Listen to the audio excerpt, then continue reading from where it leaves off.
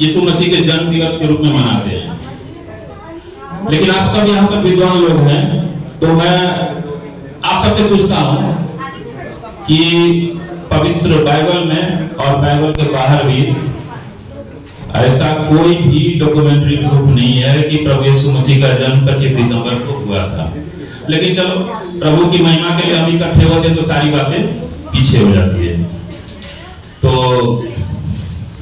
सबसे पहले मैं बात करता हूं कि जो भी प्रतीकों का जो हम इस्तेमाल करते हैं ना, कुछ चीजों का हम इस्तेमाल करते हैं ना 25 दिसंबर में, तो ये जो चीजें हैं वो वास्तव में क्या, मैं 5 मिनट लूंगा, ज्यादा नहीं, उसके बाद हम फिर वचन से भी बात करेंगे। तो क्या वो प्रभु यीशु मसीह से जुड़ा हुआ है, उसका कोई संबंध है या नहीं है? तो मैं थोड़ा सा इस पर बात करना चाहता हूं। सबसे पहला जो चीज होता है,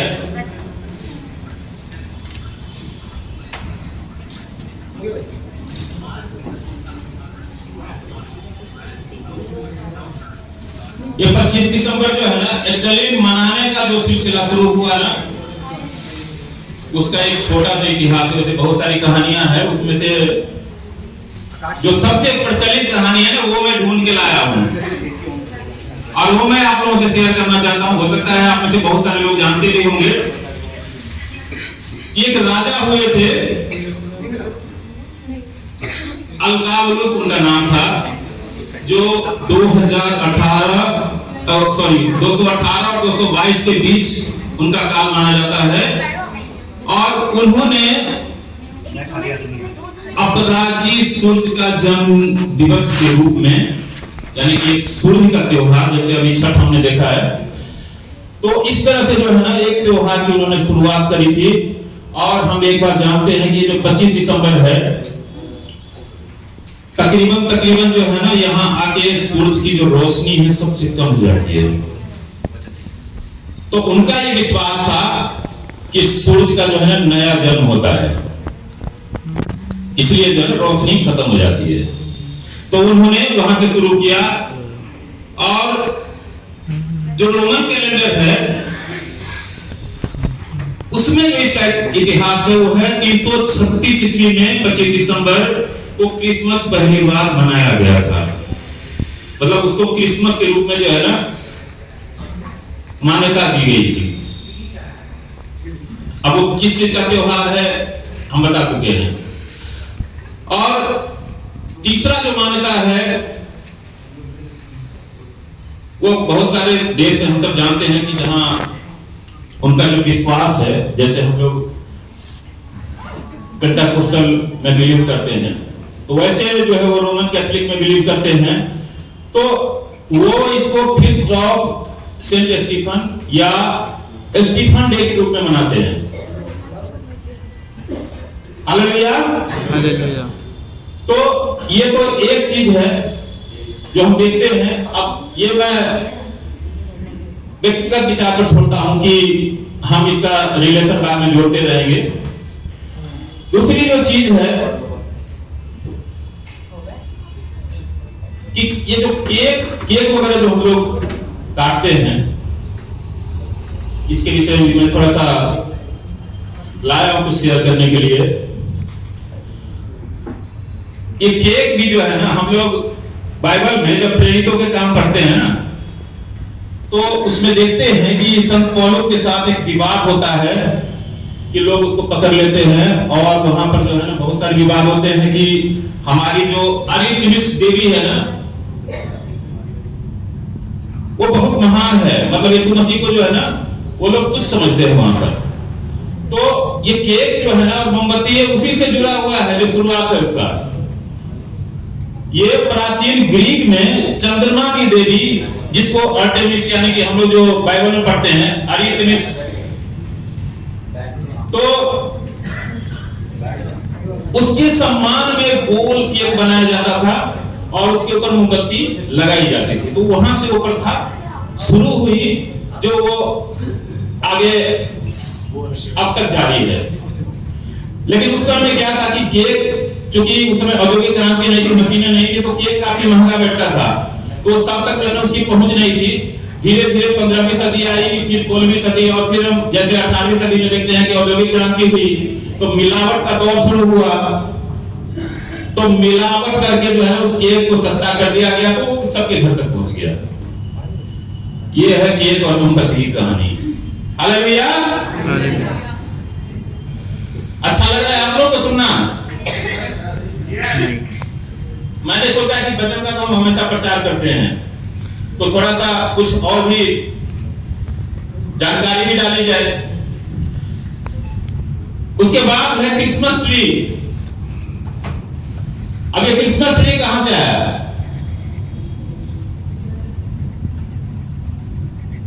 क्रिसमस ट्री जैसा कि हम देखते हैं कि एक तिकोना आकार का हम लोग एक पेड़ लगाते हैं। वैसे नकली ही पेड़ हम लोग लगाते हैं आमतौर पर, लेकिन असली भी होता है वैसा जो पाइन या देवदार का पेड़ होता है।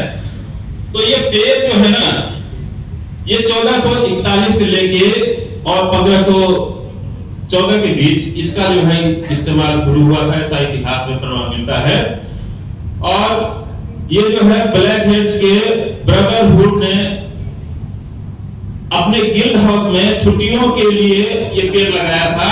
और वो क्या करते थे कि जैसे छुट्टी होने वाली होती थी, जैसे हम लोग होता है ना कि कल संडे है तो कल छुट्टी रहेगी, तो चलो आज तो कोई बात नहीं है, आज जो है लेट से भी सोएंगे तो कोई दिक्कत नहीं। तो वैसे ही वो क्या करते थे ना, वो पेड़ को जो भी वहां पर खाली जगह होता था ना, उनका जो फार्म वगैरह होता था या फार्म हाउस होता था, तो वहां पर उस पेड़ को ला करके और रात में वो उसके चारों ओर घूम घूम के उनके मित्र, उनके जो परिवारजन होते थे, जो रिश्तेदार होते थे, वो नाचते थे और खुशी मनाते थे। तो ये है उस क्रिसमस ट्री का इतिहास। ये जो पेड़ है ये 1400 यानी कि 15वीं शताब्दी आप रख लीजिए। 15वीं शताब्दी में ब्लैक हेड्स एक जगह है, वहां के ब्रदरहुड ने अपने गिल्ड हाउसों में छुट्टियों के लिए एक पेड़ लगाया था और लगाया करते थे। और छुट्टी वाले उत्सव मनाए जाने के आखिरी रात को पेड़ टाउन हॉल में लाकर के रखा जाता था और उसके चारों ओर हुए और उनके मित्र सब नाच गाना करते थे। हालेलुया। अच्छा लग रहा है आप लोगों को? नहीं अच्छा लग रहा हो तो क्षमा करिएगा, मैं थोड़ा सा और इसके बाद जो है ना, जो जिंगल बेल हम गाते हैं ना गाना, उसके विषय में बात करता हूं कि जिंगल बेल दरअसल में क्या है। पता नहीं हम लोग कभी गौर किए हैं या नहीं किए हैं, तो उसका भी मैं बता देता हूं थोड़ा सा। ये जो है 1850 में जो है इसकी रचना हुई थी और ये 1857 में जो है ना आया था ऑन ग्राउंड। ये मैनफोर्ड एक जगह है जिसमें जेम्स लॉर्ड ने इसका म्यूजिक तैयार किया था।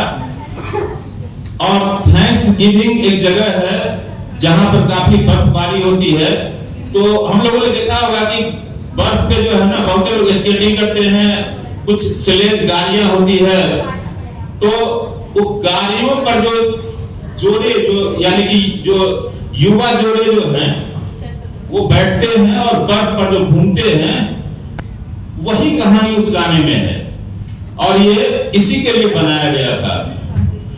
उस गाने में और भी पैराग्राफ हैं जो हम लोग नहीं गाते हैं, तो उसका जो नाम है वो वन हॉर्स ओपन स्लिंग, ये उस गाने का जो है टाइटल है।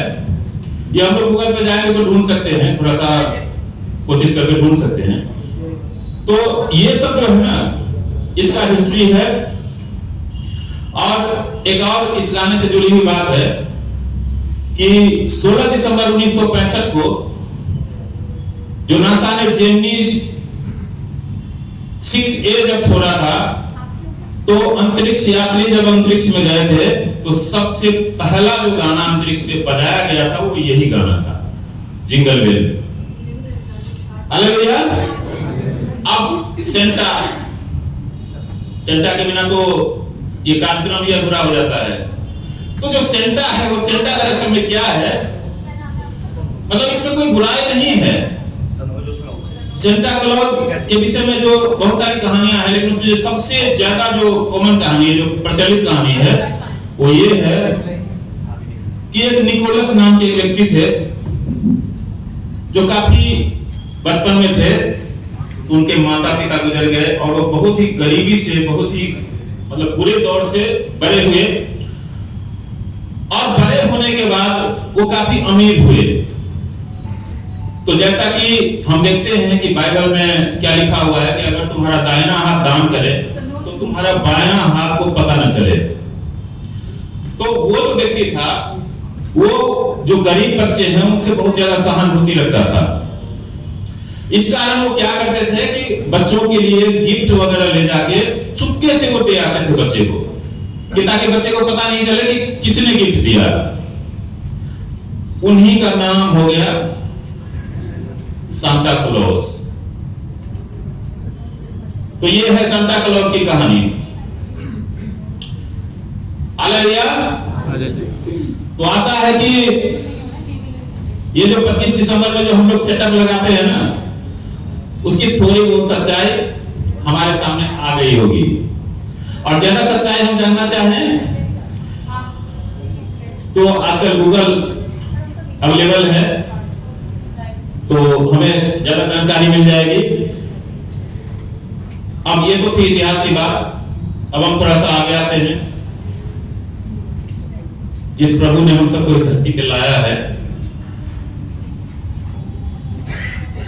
तो थोड़ा सा उस पर फोकस होते हैं। तो मैं एक बात कहता हूं कि देखिए, प्रभु यीशु मसीह जन्म लिए, इस धरती पे आए, इसमें तो कोई किसी को शक नहीं है। लेकिन इस धरती पे तो 2000 साल पहले जन्म लिए, हमारे अंदर कब जन्म लेते हैं ये मायने रखता है। ठीक है, बहुत सारे लोग हैं जिन्होंने उनको जाना और इस धरती से चले गए। तो उन्होंने जाना तो इससे उनको फायदा हुआ, हमें जाने से हमें फायदा होगा। अब प्रभु यीशु मसीह हमारे जीवन में कैसे आएंगे, कैसे रहेंगे, कितना रहेंगे, हम सब नए नियम से ज्यादा प्रचार करते हैं। लेकिन मैं समझता हूं कि ज्यादातर लोग इस बात से सहमत हैं कि पुराना नियम जो है ना, वो नींव है, फाउंडेशन है। उसके बिना जो है ना, नया नियम हम पूरा समझ नहीं सकते कभी भी। तो मैं कहता हूं कि परमेश्वर हमारे साथ कैसे रहेगा, इसके लिए क्या है हमारे पास बाइबल के अंदर। तो मैं आपको एक वचन बताता हूं, आप पढ़ लीजिएगा, बाद में भी चाहे पढ़ लीजिएगा। गिनती उसके 9 अध्याय और 15 से लेकर 23 तक आप पढ़िएगा कि किस तरह से 39 साल तक जो इजरायली है वो एक रूटीन के हिसाब से चलते रहे थे। हालेलुया। और जब वो रूटीन के हिसाब से चल रहे थे प्रभु की इच्छा के अनुसार, तो प्रभु उनकी हर एक जरूरतों को भी पूरा करता था। और देखिए उस बीच में, अब अगर हम उस डिटेल में जाएंगे तो बहुत लंबा हो जाएगा, समय की अपनी एक सीमा है। लाखों लोग मर खप गए। आप जानते हैं जो मिस्र से कनान की जो दूरी थी वो सिर्फ 11 दिन की दूरी थी, लेकिन वो कितना दिन में पार किए थे हम सब जानते होंगे, इसलिए मैं ज्यादा इसमें डिटेल में नहीं जाना चाहता हूं, बहुत लंबा हो जाएगा। जब भी हम इसकी बात करेंगे ना, वो उनकी ढिठाई थी, उनकी जो है ना परमेश्वर के प्रति अवज्ञा थी, जिसके कारण वो 11 दिन का रास्ता 40 साल का हो गया था। और उनके कितने खो गए, जो 20 साल या उससे ऊपर के थे, सब खो गए, सब मर गए, खप गए इसमें। फिर भी उनकी गिनती नहीं घटी। एक बात ये भी है, क्योंकि परमेश्वर को जितने लोगों को अपने चुने हुए कनान देश में लेके जाना था, उतने लोगों को लेके गए। लेकिन जिनको वो नहीं चाहते थे उनको नहीं लेके गए। आप देखो मूसा, कितना परमेश्वर प्रेम करता था उसका उदाहरण हमारे सामने और कोई ऐसा दिखाई नहीं देता है, लेकिन वो जा नहीं पाया।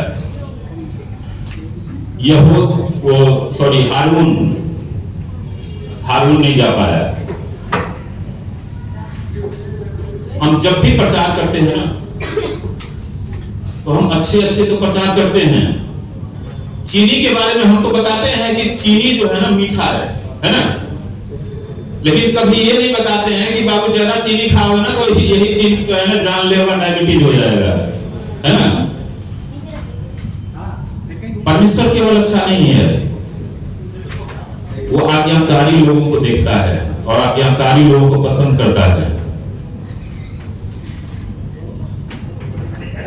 अगर केवल एक बार पसंद कर लिया तो कर लिया, ऐसा होता तो मूसा भी कनान जाता, हारून भी कनान जाता। और जब हम पुराने नियम में देखते हैं ना, तो परमेश्वर का जो रूप है वो एक ऐसा सख्त रूप हमारे सामने आता है। मैं आपको एग्जाम्पल बताना चाहता हूं, आप पढ़ लेना आराम से कि इतना कठोरता हम देखते हैं ना कि व्यवस्था विवरण 21 अध्याय उसके 18 में जब हम पढ़ते हैं, 18 से 21 में, तो वहां पर हम देखते हैं कि आजकल ये देखिए कि किसके घर में जो उनके लड़के बच्चे हैं वो पूरी तरह से आज्ञाकारी है, चाहे वो मसीह हो चाहे गैर मसीह हो। मैं कहता हूं बहुत कम लोग होंगे, लेकिन आपको पता है ये जो मैंने आपको वचन बताया है, इस वचन में ऐसा लिखा हुआ है कि परमेश्वर ने बोला इस्राएलियों से कि अगर तुम्हारे पहलोठे, तुम्हारे लड़के अगर तुम्हारी आज्ञा नहीं माने तो उसको बाहर ले जाओ पुरनियों के सामने और वहां जो है उसका पथराव करके उसको मार दो।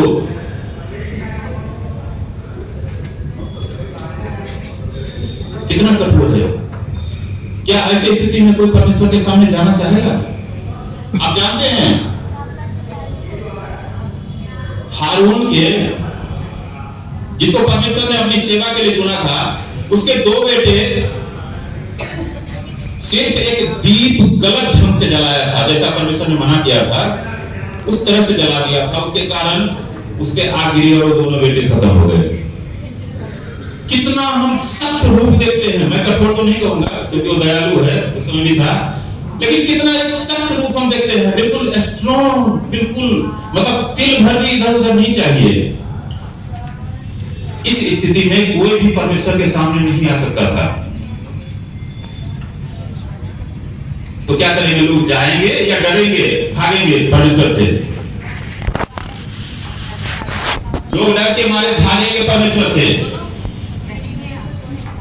मैं कहता हूं आज भी देखिए एक और मैं आपको बताता हूं वचन, आप उसको पढ़ना, बहुत से लोगों ने पढ़ा होगा, लेकिन फिर से आप एक बार पढ़ना तो आपको शायद कुछ अच्छा पता लगे। व्यवस्था विवरण 28 अध्याय और इसके 15 से लेके आप पूरा पढ़ना। इसमें परमेश्वर के सापों का जिक्र है कि परमेश्वर के जो साप है ना वो क्या क्या है, और वो आपको जान के आश्चर्य लगेगा कि वो आज भी प्रभावी है। ऐसा नहीं है कि ये उसी टाइम में था, प्रभु यीशु मसीह के आने के बाद खत्म नहीं हो गया वो।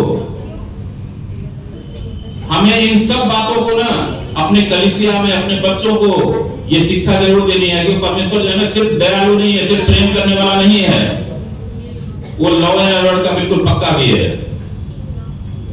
हालेलुया। तो जब ऐसी परिस्थितियां थी, इसी के वजह से प्रभु यीशु मसीह का आना हुआ धरती पर, कि ताकि हम उसमें हो करके उसका जो क्षमा का द्वार है, उसका जो प्रेम और करुणा का द्वार है, हम सिर्फ उस रूप को देखें, उसके क्रोध को नहीं देखें, क्योंकि वो क्रोध से बचाने के लिए ही हमारी आड़ है, हमारी ढाल है। और तब प्रभु यीशु मसीह हमारे लिए द्वार बना। लेकिन ये संभव नहीं था कि कोई भी मनुष्य के रूप में जन्म लेके द्वार बन सके, क्योंकि अगर कोई भी उद्धारकर्ता बनेगा, कोई भी छुटकारा देने के लिए अगर आएगा ना, तो उसमें कम से कम तीन चीजें जो है ना होना बिल्कुल जरूरी है। वो क्या क्या तीन चीजें हैं? पहली चीज तो है कि वो पूर्ण रूप से मनुष्य होना चाहिए, 100% मनुष्य। हालेलुया। दूसरी चीज की वो निष्पाप निष्कलंक होना चाहिए। और तीसरी चीज कि वो पूर्ण परमेश्वर हो। क्योंकि प्रभु ने क्या बोला कि मनुष्य के पुत्र को पाप क्षमा करने का भी अधिकार है। तो पाप क्षमा करने का अधिकार किसको होता है? केवल परमेश्वर को है। तो इसलिए ये तीन शर्त जो है, तीन कंडीशन जिसमें होगा वही उद्धारकर्ता हो सकता था। तो हम देखते हैं कि इसलिए प्रभु यीशु मसीह का जो जन्म है वो कुंवारी से हुआ, पवित्र आत्मा से हुआ, परमेश्वर की आत्मा के द्वारा हुआ। तो ये तीन कंडीशन जो है ना उनमें पूरे होते हैं। वो किसी इंसान से पैदा नहीं हुआ, इसलिए वो निष्पाप था, निष्कलंक था। पवित्र आत्मा से हुआ, इसलिए वो परमेश्वर की आत्मा के द्वारा तो परमेश्वर की संतान था वो, इसलिए वो उद्धारकर्ता बना और हमारे बीच में आया और हमको एक रोड मैप दिखाया कि हमें किस तरह से जीना है जीवन को, किस तरह से परमेश्वर की अधीनता में रहना है, किस तरह से परमेश्वर के आज्ञाकारिता में रहना है। और उद्धार क्या है दरअसल में, वो सारी बातें हमें सिखाया। हम कभी भी बिल्कुल उत्तेजित होकर के, जैसे मैं देखता हूं आजकल कि बहुत से लोग ऐसे हैं जो खुद कुछ समझना नहीं चाहते हैं, इवन बाइबल तक पढ़ने के लिए उनके पास समय नहीं होता है, लेकिन वो कूद जाते हैं कि नहीं हमें तो पहले देनी ही नहीं, बन जाने दो। क्या ये संभव है? ये संभव है क्या? मैं कहता हूं कि चलो मैं आया हूं सेवा करने के लिए, मैं सीना ठोक के कहता हूं मैं सेवा करने के लिए, मेरी सेवा क्या है? क्या मैं पूरे संसार को बदल सकता हूं क्या? प्रभु ने हमें, प्रभु चाहता तो पल भर में बदल देता, लेकिन प्रभु ने हमें सिखाने के लिए ही धरती पर जन्म लिया कि ताकि हम सीख सके कि हमें क्या करना है। सबसे पहले हमें यह जानना है कि हमारे लिए क्या है, कौन सी सेवा है। मैं आपको दो सेवा के बारे में बताता हूं, अगर नए नियम में हम देखते हैं तो जो प्रभु के 12 चेले हैं उनमें एक चेला है अंद्रियास। हालेलुया। हम सब जाग रहे हैं ना? एक है अंद्रियास और एक है संत पौलुस, है ना? बहुत अच्छी तरह से हम सब जानते हैं। आप बताइए कि सिर्फ शुभ समाचार की किताब मत्ती या और जहां भी जिक्र है, उसके अलावा इतिहास का जिक्र क्या कहीं देखते हैं क्या पुराने नियम के और किसी किताब में? हालेलुया। हालेलुया। अंद्रियास का जिक्र देखते हैं क्या कोई? शुभ समाचार के अलावा और कहीं देखा गया है अंद्रियास का जिक्र? उसका जिक्र हुआ हो तो क्या उसकी सेवा नहीं है? पतरस को कौन लेके जाता है मसीह के पास? अगर पतरस को से नहीं मिला था अंद्रियास, तो क्या पतरस को हम जान पाते क्या? जिस पतरस के बारे में इतनी बातें लिखी गई है, इतनी सेवकाई हुई है, तो क्या उसकी छोटी सेवा थी? जरा सोचिए, सोच के देखिए। और दूसरी जो बड़ी सेवा की बात करते हैं तो संत पौलुस हम सब जानते हैं, लेकिन सेवा दोनों की सेवा है। हालेलुया। पुराने नियम में जो देखते हैं ना भविष्यवक्ताओं की सेवा, तो मैं आपको यिर्मयाह का, हम सब जानते हैं यिर्मयाह के विषय में क्या सेवा है उसकी। जीवन भर रोने के अलावा है कुछ उसके हिस्से में? लेकिन रो रो करके भी वो वही कहता है जो परमेश्वर उसको कहने के लिए कहता है। अपने सुख चैन को नहीं देखता है कि मैं ये कहूंगा तो लोग खुश होंगे, वो कहूंगा तो खुश होंगे, नहीं। जो परमेश्वर कहता है कहने के लिए वही बात वो कहता है। तो ये तो वो भविष्यवक्ता है। और दूसरा आप एक तरफ जो है दानियल को देखिए कि बंधुआई में भी है तो मजे में है ना। लेकिन क्यों है मजे में? उसके सेवकाई में भी हम एक जो सबसे मुख्य बात देखते हैं कि वो परमेश्वर का आज्ञाकारी हर हाल में रहता है, हर एक परिस्थिति में परमेश्वर का आज्ञाकारी रहता है। और यही चीज है जो उसको सारी चीजें देती है, उसके लिए सारी चीजें हैं, इसलिए उसको दी गई। हमारे लिए एक ही काम है कि हम हमेशा परमेश्वर के सामने अपने आप को रखें और पूछें कि परमेश्वर मेरे लिए क्या है, और फिर जो परमेश्वर बताएगा ना और वो जो सेवा करेंगे ना तो उसमें हम पूरे कर पाएंगे, पूरे 100/100 हम निकाल पाएंगे। हालेलुया। तो हमारे लिए सबसे मुख्य सेवा यही है, चाहे लाखों के बीच परमेश्वर खड़ा करे, चाहे 10 लोगों की सेवा हो, चाहे 4 लोगों की सेवा हो, सारी सेवाएं परमेश्वर के आगे ग्रहण योग्य है, बशर्ते कि वो परमेश्वर के इच्छा के अनुसार हो, परमेश्वर की जो हमारे लिए योजना है उसके अनुसार हो, वही सेवा पूरा सेवा है। हालेलुया। बातें बहुत सी है लेकिन समय की अपनी एक सीमा है, आगे और भी बहुत सारे कार्यक्रम है, तो परमेश्वर ने चाहा कभी मौका मिला तो फिर और बातें होगी। तो धन्यवाद करते हैं परमेश्वर का। सबको जय मसीह की। हालेलुया। यीशु मसीह की। यीशु मसीह की। यीशु